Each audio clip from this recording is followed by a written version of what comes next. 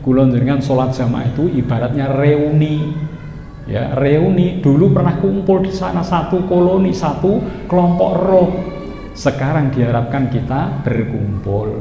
Seruan Allah untuk sholat jamaah ini masih ya, dipandang kurang banyak perhatian dari kaum muslimin.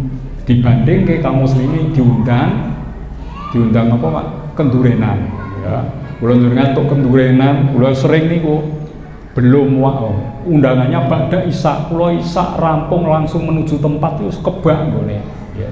Padahal pas saya sholat Isya rampung, tempat sudah penuh. Kenapa kalau sholat jamaah tidak seperti itu, kita penuhi panggilan Allah?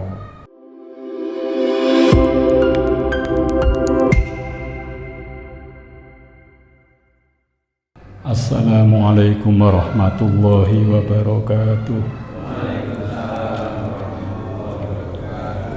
Alhamdulillah wassalatu wassalamu ala rasulillah la hawla wa la quwwata illa billah amma ba'du raditu billahi rabba wa bil islami dina wa bi muhammadin nabiyya wa rasula rabbi zidni ilman nafi'a warzuqni fahma waj'alni minat tawwabina waj'alni minal mutatahhirin waj'alni min ibadikas sholihin amin ya rabbal alamin. Para jamaah, Bapak Ibu sedherek rahimakumullah, monggo kita nerasaken ngaosipun sakmenika bab enggal al-babut tasi'u fi fadilati sholatil jamaah. Bab yang ke-9 tentang keutamaan sholat berjamaah. Bismillahirrahmanirrahim. Wa an Abi Hurairah radhiyallahu anhu qala, dan dari Abi Hurairah semoga Allah meridhoinya berkata, qala ausani habibi Rasulullah sallallahu alaihi wasallam, telah berwasiat kepadaku kekasihku yaitu Rasulullah sallallahu alaihi wasallam. Faqala li, maka beliau bersabda kepadaku, ya Aba Hurairah, wahai Abi Hurairah, sholli ma'al jama'ati, sholatlah kamu secara berjamaah, walau kunta jalisan, meskipun engkau dengan duduk, mungkin karena sakit ya.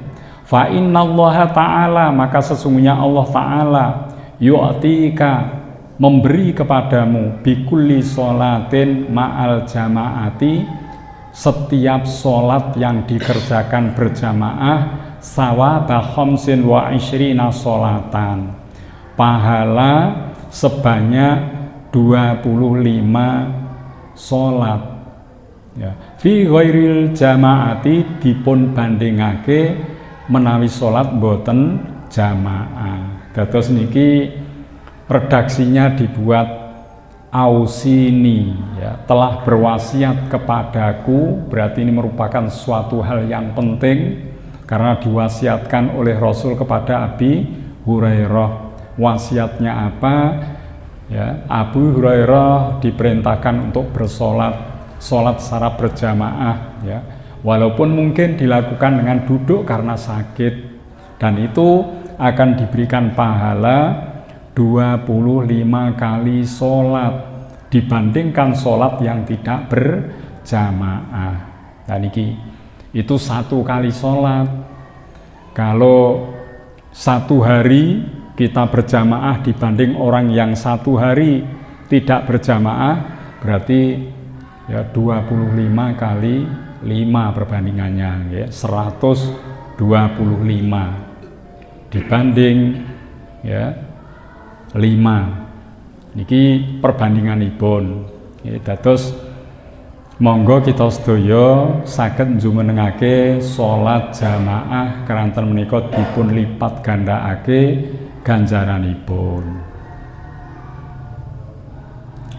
Salajengipun mengke saged tanya jawab menawi wonten kirang jelas nggih.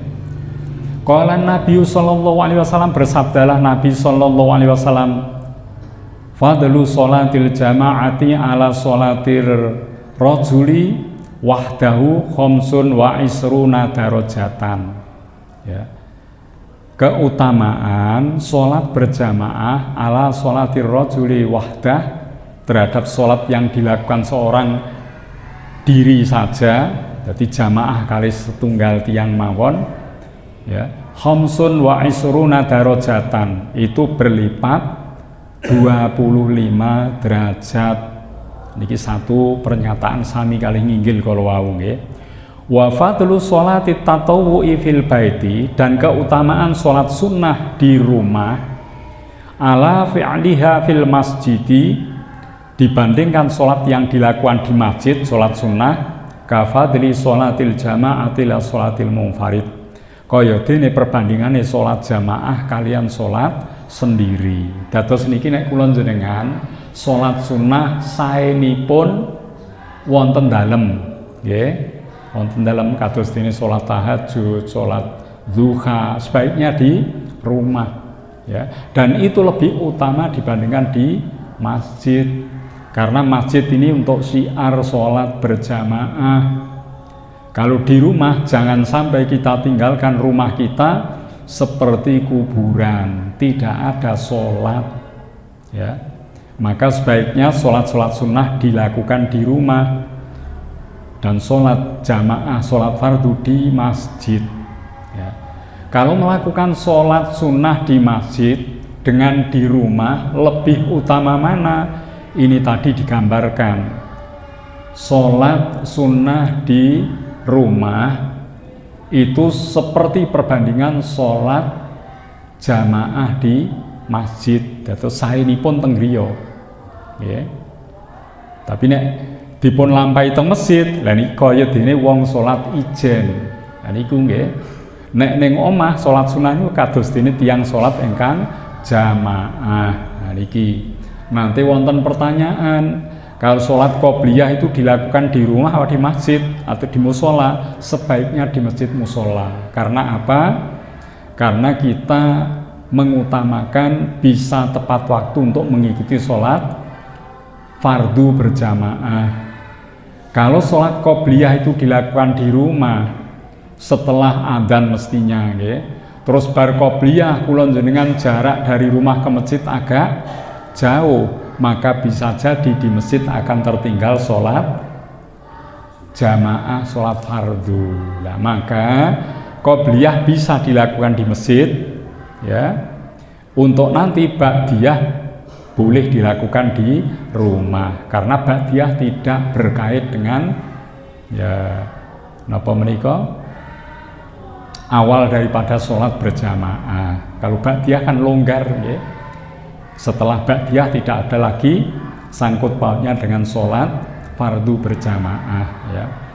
Nah, apakah melakukan sholat seperti taraweh ya, yang sunnah itu witir, yang sunnah itu lebih baik di rumah ya. Dalam kondisi tertentu seperti itu, kalau kita mengikut Umar bin Khattab ya, beliau melaksanakan di masjid dengan secara berjamaah. Dahulu Rasulullah hanya 3 kali sholat taraweh niku diikuti oleh para jamaah di masjid hanya 3 kali. Setelah itu Rasulullah tidak keluar ya. Kemudian pagi harinya Rasulullah memberikan klarifikasi, saya tahu tadi malam engkau menungguku di masjid untuk bersama-sama sholat sunnah, akan tetapi aku khawatir sholat itu menjadi wajib atasmu untuk berjamaah. Lah maka Rasulullah tidak keluar ya.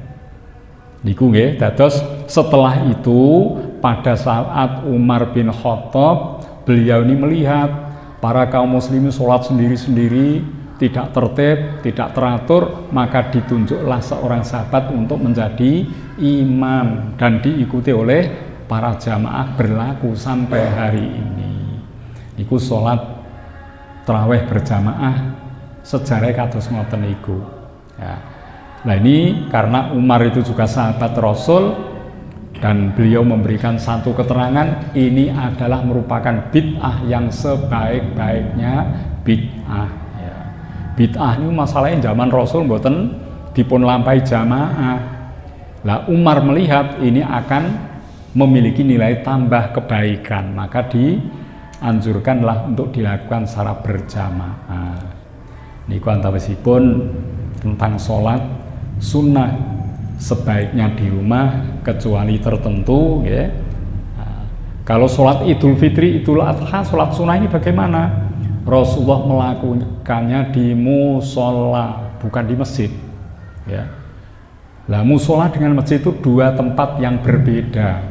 Kalau masjid Nabawi sing ngantos sak menika masjid ageng niku, kalau dulu hanya kecil sekitar Raudhah itu saja, ya, sekarang sudah diperluas dengan luas yang beripat kali. Ya.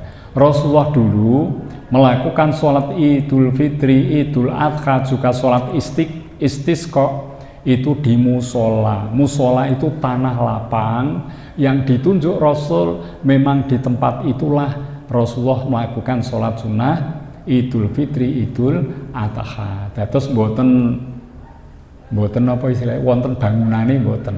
Ya, namung tanah lapang mawon. Ya, kaya dene lapangan. Nah, itu yang dilakukan oleh Rasul. Tapi setelah umat Islam berkembang pesat, jumlah sangat banyak dan perlu syiar Islam, maka masjid dipakailah untuk sholat Idul Fitri, Idul Adha. Mula niki sholat tenggene lapangan, tanah lapang dengan syarat itu memang bersih, tidak ada kotoran najis, itu boleh dilakukan, bagus juga, pernah dilakukan Rasul. Kemudian juga di masjid yang suci ini ya, ini yang sudah sering dipakai untuk sholat karena sekarang syiar Islam itu masjid-masjid sudah dibangun dengan luas ya, sehingga ini bisa menampung jamaah. Maka sholat di masjid ini para ulama mengatakan untuk Idul Fitri, Idul Adha adalah suatu yang utama. Ngoten nggih. Semacam itu perbedaan. Adzan nggih ngoten. Adzan Jumat nalika Rasul namung ya sekali ya. Khotib naik mimbar, salam, kemudian duduk, adzan ya. Adzan. Setelah adzan baru khutbah yang pertama. Ya adzan ini namun sekali niku. Mungkin setelah khutbah yang kedua kemudian iqomat ya. Tapi saat niki Masjid Al-Istighfar, Masjid Ngajeng, beberapa masjid di lingkungan kita adzan 2 kali. Bagaimana ini?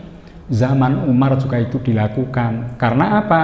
Dulu belum ada speaker seperti ini, maka masuk waktu zuhur, waktu Jumat, banyak orang yang masih dalam kesibukan pekerjaan ya. Maka sebelumnya dikumandangkan adzan, sebelum masuk Jumat dikumandangkan adzan, supaya mereka yang bekerja mulai berhenti bekerja untuk berkemas persiapan menuju masjid. Soalnya apa? Hari Jumat tidak boleh melakukan muamalah.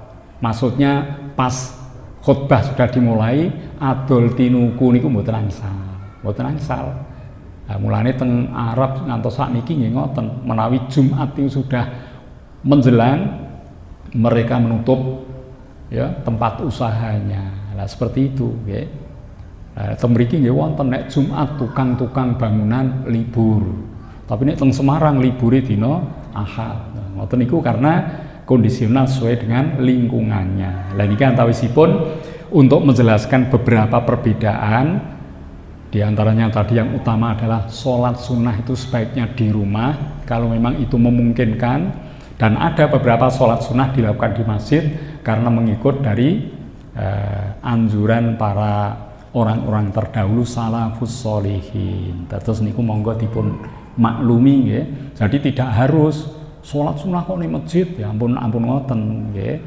Itu kondisional tadi. Kalau memang panjenengan rumahnya dekat dengan masjid, seandainya sholat qobliyah dilakukan di rumah pun tidak akan tertinggal sholat jamaah di masjid, mboten napa-napa, sae wonten dalem. Karena Rasulullah dulu itu rumah beliau dengan masjid itu cukup dekat. Ya, makam Rasulullah itu rumah Rasul. Ya. Nah, kemudian gene Raudhah Itu mimbar Rasul, itu kan cedak niku. Padha karo mriki ngajeng niku mawon. Mula Rasulullah qobliyah wonten dalem. Tidak akan tertinggal karena hanya beberapa meter saja sudah mencapai masjid. Lah nek kula njenengan omahe rada adoh kok qobliyah teng dalem, nggih, mriki pun koma. Njenengan tertinggal yang utama malahan. Soalnya makmum sangat dianjurkan mengikuti sholat berjamaah sejak dari takbir yang pertama, takbiratul ihram. Nek ketinggalan itu disebut makmum masbuk, ya, keutamaannya kurang. Ngoten nggih. Salajengipun limun kalih nggih. Wa qala sallallahu alaihi wasallam, dan bersabdalah Rasulullah sallallahu alaihi wasallam, sholatul jamaati tafdhulu, sholat berjamaah itu lebih utama, ya. Sholat al-fadhi dipun bandingake sholat sendiri bisa ba'i wa isyrina darajatan kelawan tikel 17 derajat. Niki 17 kalau wau selangkung, ya. 27 derajat lebih tinggi. Kenapa demikian? Niki ternyata antara 25 dan 27 mboten wonten perbedaan, hanya penjelasan yang perlu kita pahami. Kenapa yang depan-depan 25 ini 27, yang 25 derajat itu untuk sholat yang sirri. Contohnya sholat duhur, sholat asar, karena imam tidak membaca keras suratul Fatihah, tidak membaca keras surat setelah itu, maka ini dinilai 25 derajat. Tapi nek kula njenengan maghrib kalau wau, mengke isya, mengke subuh, imam membaca jahr, sholat jahr, maka dilipat gandakan 27. Kenapa kok beda? Karena kula panjenengan nyemak bacaan imam. Alhamdulillahi rabbil alamin. Kula njenengan mirengake. Beda dengan kita baca sendiri. Ya. Nek mirengake wonten perhatosan. Niku. Kemudian nanti waladhdallin, amin. Kula njenengan amin saat imam membaca waladhdallin, sejenak kita baca amin. Nek amine kula njenengan sareng kalih malaikat, dosane kula njenengan dipun ngapura. Dan itu tidak kita lakukan di saat sholat sirri. Duhur kan Fatihah imam sendiri, kita sendiri. Waladhdallin aminnya sendiri, imam sendiri. Ya, itu bedanya. Jadi karena ada bacaan-bacaan jahr dan itu bermanfaat untuk kita. Setelah Fatihah imam membaca idza jaa, kula njenengan merhatosake, ya. Ya, memperhatikan makna-maknanya seolah kita sedang dipun dawuhi Allah Subhanahu wa taala secara langsung, ya. Maka itu punya kelebihan. Mula teng mriki dipun sebatake ngantos 17 derajat. Wa qala sallallahu alaihi wasallam, dan Nabi Muhammad sallallahu alaihi wasallam menika dawuh afdhalus sholawati, paling utama-utamane salat, pira-pira salat indallahi miturut Gusti Allah, menurut Allah taala, sholatus subhi yaumal jumu'ati fi jama'atin. Sautama-utamane salat 5 waktu niku menawi dipun bandingke adalah salat subuh berjamaah tapi dinten Jumat. Nah niki dados benten dina Setu, dina Ahad, benten kalih dinten Jumat. Sebabnya napa? Dina Jumat itu sayyidul ayyam. Bose dina seminggu Jumat. Bose dina sayyidul ayyam. Bendahara, bendoro utawa apa istilahnya ya. Ya. Ketuanya ya. Ketuane iku bose lah. Bose dina Jumat kangge tiyang muslim. Nek kala riyen tiyang-tiyang Nasrani ya dinten Setu ya. Orang Yahudi sebagian Sabtu, hari Sabat ya. Kemudian wong Katolik sing gawe ketentuan lain dina Minggu itu ketentuan piyambak. Nek saking syariat itu hanya Jumat dan Sabtu hari yang besar tuh. Minggu mboten, Ahad mboten. Jumat untuk orang Islam, kemudian Nasrani, Yahudi itu dina Sabtu. Soalnya mbiyen wonten umat Nabi Musa kon teka ning gone sinagog masjid dina Setu mereka mencari ikan, mancing, jolo, akhirnya disabda teng Al-Qur'an ngoten nggih, kunu qiradatan khosiin, jadilah kamu kera yang hina. Ya, menurut riwayat itu dadi kera tenanan mereka niku. Tapi menurut penafsiran kunu qiradatan khosiin, mereka jadi orang-orang yang serakah, susah diatur seperti perilakunya kera. Wonten sing ngoten. Wonten malih sing zaman sakniki memberi makna menjadi penguin. Soalnya penguin mlakune kaya wong. Nggih, sosiale kaya wong persis seperti manusia. Dan dia mencari ikan. Lho iku padha digabung-gabungke wonten sing menafsirkan kados ngaten, nggih. Selajengipun iki pun pinten, Pak? Setunggal, kalih, tiga, nggih. Sekawan niki nggih. Tunggal malih nggih. Wa qala sallallahu alaihi wasallam, dan bersabdalah Nabi Muhammad sallallahu alaihi wasallam, man sholat sholata subhi, barang siapa melakukan sholat, yaitu sholat subuh, fil jamaati, dengan berjamaah, summa jalasa, kemudian dia duduk, bidzikrillahi ta'ala, dengan berzikir kepada Allah, ya subhanallah, alhamdulillah, la ilaha illallah, Allahu akbar, dan zikir yang lain, mungkin astagfirullah, mungkin sholawat, zikir ya. Hatta tatlu asyamsa, sehingga matahari itu terbit, kana lahu sitrun minan nar, maka amalannya itu bisa menjadi penghalang bagi orang tersebut minan nari, dari api neraka. Dados niki nek kula jenengan bar subuh mboten langsung kondur ya, kersa pinara zikir-zikir kepada Allah sampai matahari terbit ya, niki mboten diteruske dengan sholat isyraq, tapi keterangan ini cukup zikir saja. Maka orang yang melakukan hal itu ya dilindungi dari api neraka. Amalannya itu menjadi nopo penghalang minan nari, dari neraka ya. Wa bari'a minan nar, dan dia bisa jadi dilepas atau dibebaskan dari api neraka. Niki bagi orang yang sholat subuh berjamaah kemudian dilanjut dengan zikir, hikmahnya sangat besar. Sebabnya apa? Waktu subuh itu waktu pergantian hari, di mana malaikat yang menjaga malam hari akan naik ke langit.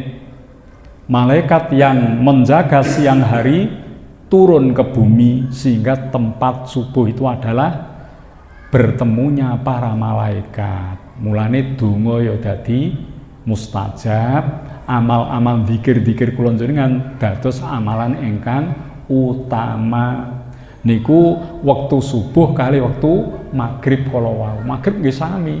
Malaikat yang penjaga siang ya, saat petang menjelang maghrib dia siap untuk naik ke langit. Yang dari langit setelah maghrib ini dia turun ke bumi. Lah, maka papasane malaikat ada di waktu maghrib. Maka waktu maghrib menjadi waktu yang bagus untuk beribadah. Mulane kula jenengan nggih keluarginipun, putra-putrinipun nek pas jelang maghrib janganlah keluar dari rumah. Kalau ada keperluan nanti setelah waktu maghrib ini selesai. Karena waktu maghrib itu waktu yang sangat sakral, dan bila amal-amal kebaikan kita lakukan akan mendapat banyaknya pahala. Miturut tasawuf, sholat jamaah itu tidak sekedar pahala-pahala niki ingkang dipun bahas. Sholat jamaah itu undangan Allah untuk orang-orang yang beriman, yang dulu pernah bersaksi di alam arwah, alastu birabbikum qalu bala, bukankah aku ini Tuhanmu? Semua roh itu menjawab iya.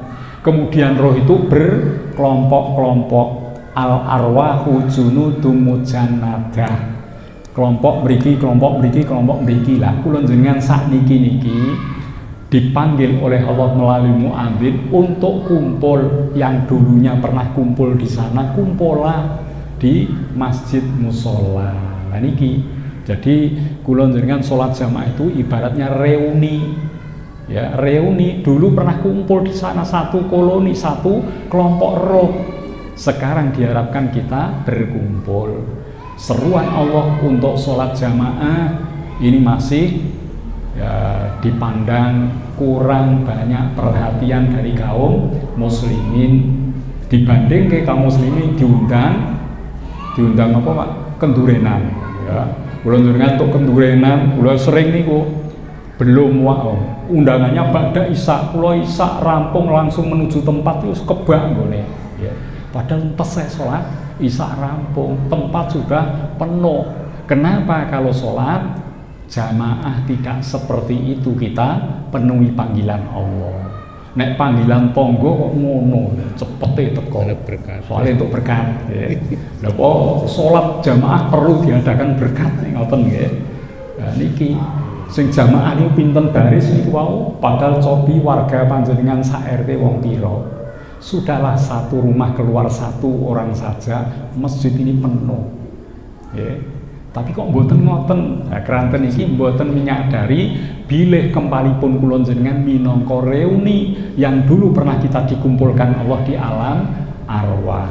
Mula monggo nek wonten panggilan adzan kita sambut dengan baik untuk datang ke masjid mushola menunaikan salat sebagai wujud panggilan dari Allah Subhanahu wa taala. Ngoten nggih, kadospun cekap monggo sareng-sareng kita akhiri kanthi maos kafaratul majlis. Subhanakallahumma wa bihamdika asyhadu an la ilaha illa anta astaghfiruka wa atubu ilaik. Makaten bilangken matur wonten kirang nyuwun pangapunten. Wallahul muwaffiq ila aqwamit thoriq. Wassalamu alaikum warahmatullahi wabarakatuh.